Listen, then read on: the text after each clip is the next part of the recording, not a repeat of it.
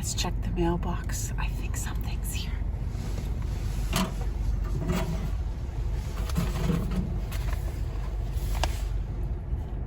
These are my seeds.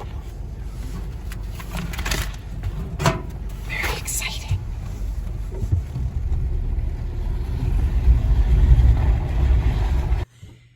Hey everybody, super exciting day today. I got my seeds, finally, all of them. So I received my Seed Savers package maybe 3 weeks ago now. But today I got my William Dam seeds, and I knew they emailed to let us know that it would be a while till we received our seeds. So I didn't panic, but they're finally here. I'm gonna unpack them and show you something else that I'm going to be using this year to help organize myself. Just give me 1 second, I have to let the dogs in.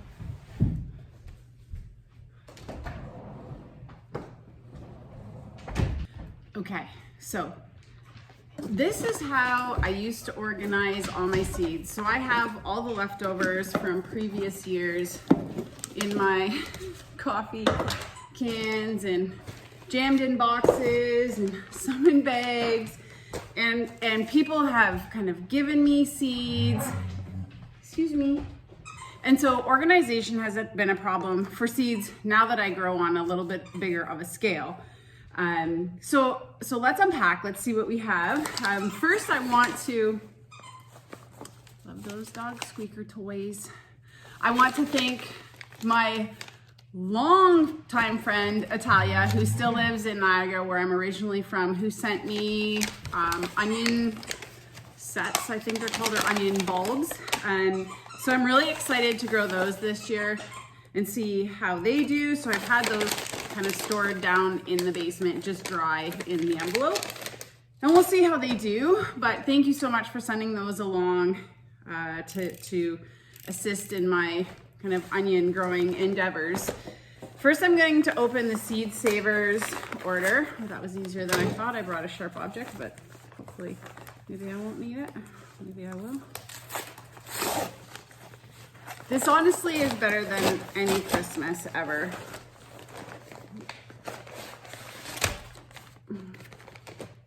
Okay. So this is the packing slip. I'm not going to read it. I'm just going to go through the packages. So first we have the beans. I got Calypso. They're these pretty black and white beans. If you remember from my previous video when I talked about ordering the seeds, here is the Cherokee Trail of Tears that I was really interested in growing. I got some Amish cantaloupe, some honeydew melons. Those are new for me this year. Some jalapeno peppers, some King of the North red pepper. They did really well for me last year. Sunflower mix, spinach. These were the best beans ever. Dragon's tongue, holy smokes. They were tender and super sweet. I will not ever have a garden without these beans again. I loved them, like absolutely loved them. I got some Russian pickling cucumbers, zinnia, of course, because these were a major hit. A slow start, I have to say last year, super slow start, but man, what a glorious way to end the gardening season, having these in there. And I got a couple of different types of zinnia. I think there might be some more in there. Cilantro, one of my favorite herbs. And my cilantro went to seed last year, so hopefully I'll get some up from seed. Butternut squash, this is a new variety for me, Waltham butternut squash. Dr. Wishy's yellow or Wishy's yellow tomato. Another year for Kellogg's breakfast. Paul Robeson is one that I've watched on several of the YouTube channels that I watch. So Roots and Refuge, Jess from Roots and Refuge. This is where I heard about this first. And then I've heard a couple other people talk about it. So I wanted to try it.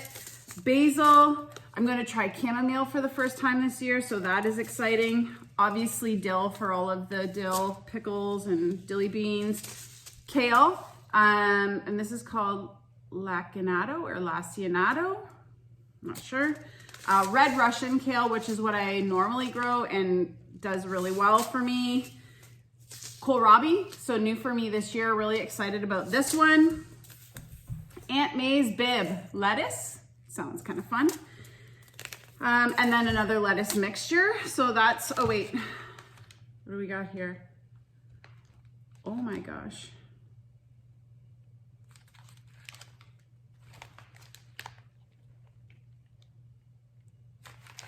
I feel like this, I didn't get these.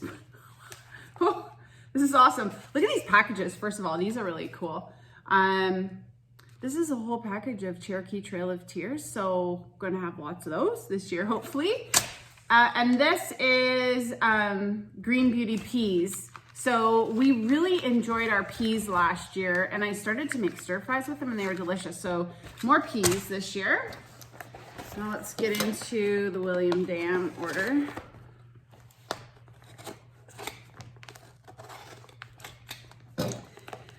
Last year, my friend Deanna gave me, I really wanted to grow ground cherries. And then she told me that they're not good for chickens. So I'm hesitant to grow those this year because chickens can get really sick.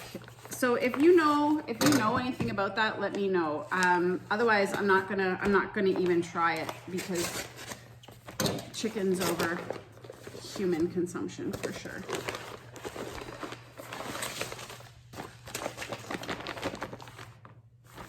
Okay. Packing slip. Oh, I have some stuff on back order. Okay. Right, radio. Anyways, we still have lots. So Merlin hybrid beets. I pick a lot of beets. It's one of Brian's favorite, and turns out my little sister Alicia too. So hey, lots of beets this year. A couple of packages of those. Black Magic, more kale. Good thing is, if I don't want to eat it, the rabbits sure will. Cabbage, carrots.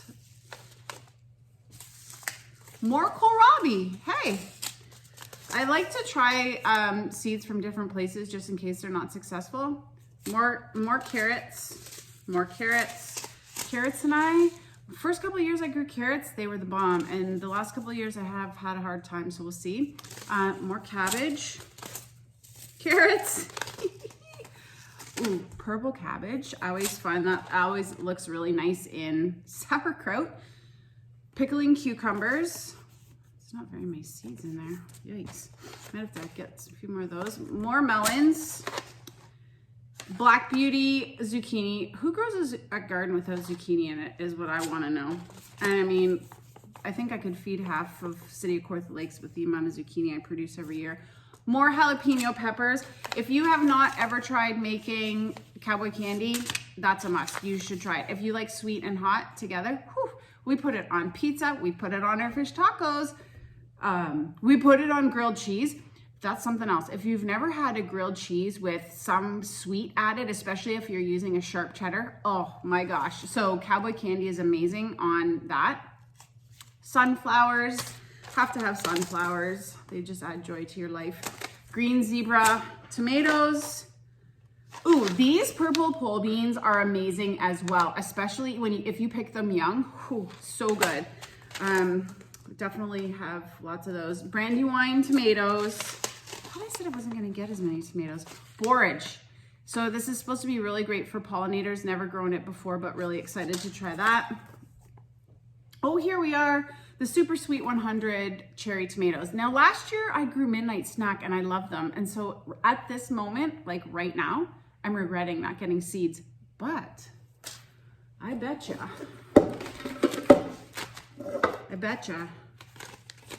I still have some.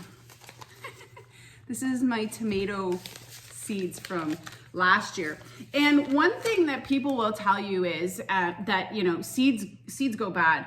And they can if you don't store them properly. But one of the other things to remember is that if you have seeds left over, don't get rid of them. Potentially what's going to happen, or what will happen, is that your germination rate reduces the longer you keep them every year. But you're probably still going to get some seeds germinate. So if you don't plant them or you don't sow them, don't toss them away. I'm really right now just growing my collection, and that's why I didn't order as many tomato seeds, because I still have speckled Roman, German pink, Cherokee purple, which I really liked those tomatoes last year. Brandywine, Amish paste. Oh, maybe I don't have any more of the, lots of cabbage. Kale still. Probably should have done an inventory, but I just know that they won't go bad. So I'll plant these first this year. Oh, Kellogg's breakfast. Here they are. Midnight snack. So I will have some of these. And then I also have still some of Dr. Wishy's. Oh, Black Crim. These were good tomatoes too last year. Green Zebra. So I still have quite a few things from last year. Cucumbers. Oh, loofah. Really, I tried to grow loofah last year. I don't know what happened. The plants got like this big all year. So who knows? I don't know. Anyway, so there's the seed haul. I'm pretty excited about it, especially after saying this year I wasn't going to grow anything, but that was kind of a sad thought. So what I'm going to try and do this year in hopes that in what year will that be? 2023, we might be able to travel. I am going to grow as hard as I can, as much as I can, and preserve as much as I can this year so that I can take basically a year off. And that's not fully a year off. It just means I won't grow anything. So I'll still can corn because I can buy that locally, and anything else that I might need, I'll just get at the farmer's market and preserve it so that we have it. And that could be freezing, canning, whatever, dehydrating. We are almost finished our sun-dried tomatoes, which aren't, they're dehydrated tomatoes in oil that I use with the pesto. So we are getting low in some things, especially some of our favorites, but still, I think we'd have enough to get us through most of next year. So if I just overstock, then I know I'm going to be good. Okay. Oh, I forgot to show you. Oh my gosh, that's a whole lot of beans. So that's okay. I like the beans. They're awesome to grow, really good for the soil because they are nitrogen fixers. I was thinking this year that I wanted to try the Three Sisters gardening. I might try that in the downstairs garden in Pumpytown where Brian grows his giant pumpkins. Might try it down there this year. I didn't order any corn.